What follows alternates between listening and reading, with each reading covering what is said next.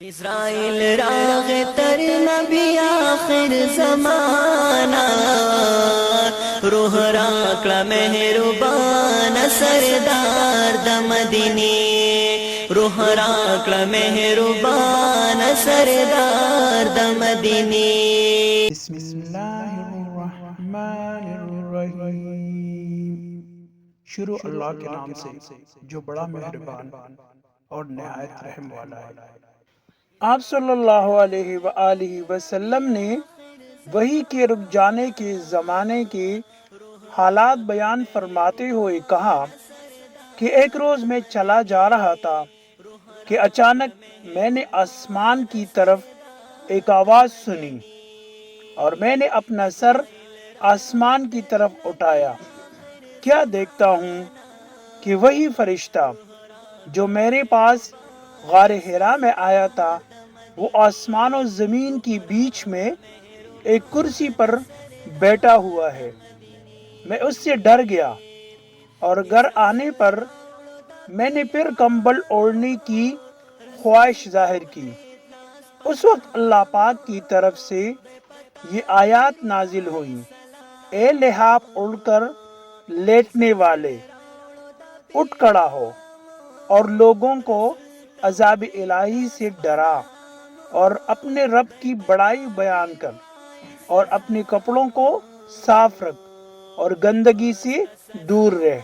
اس کے بعد وہی تیزی کے ساتھ پے در پے آنے لگی۔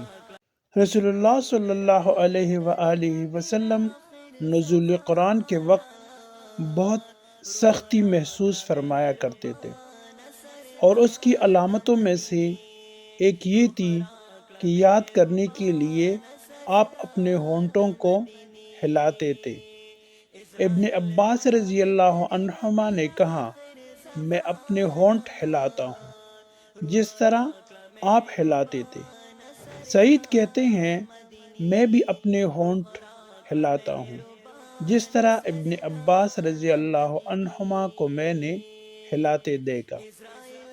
پھر انہوں نے اپنے ہونٹ ہلائے۔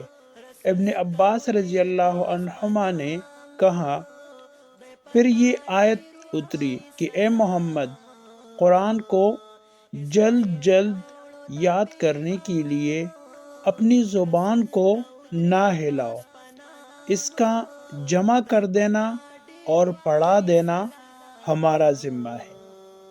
حضرت ابن عباس رضی اللہ عنہما کہتے ہیں، یعنی قرآن آپ صلی اللہ علیہ وآلہ وسلم کے دل میں جمع دینا اور پڑھا دینا ہمارے ذمہ ہے۔ پھر جب ہم پڑھ چکے تو اس پڑھے ہوئے کی اتباع کرو۔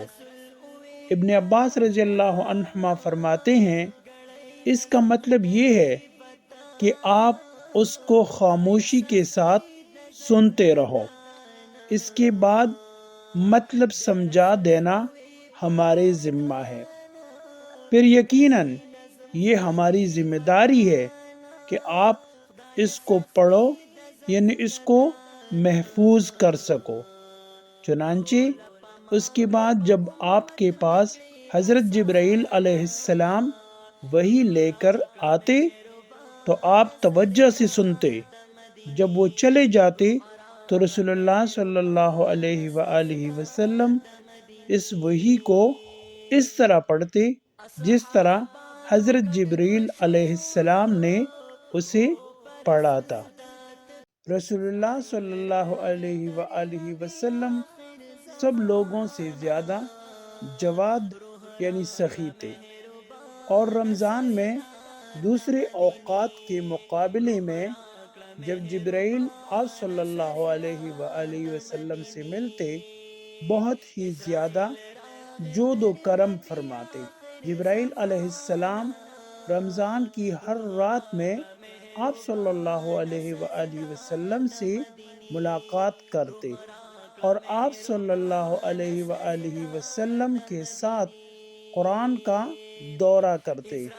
غرض ان حضرت صلی اللہ علیہ وآلہ وسلم لوگوں کو بلائی پہنچانے میں بارش لانے والی ہوا سے بھی زیادہ جود و کرم فرمایا کرتے تھے۔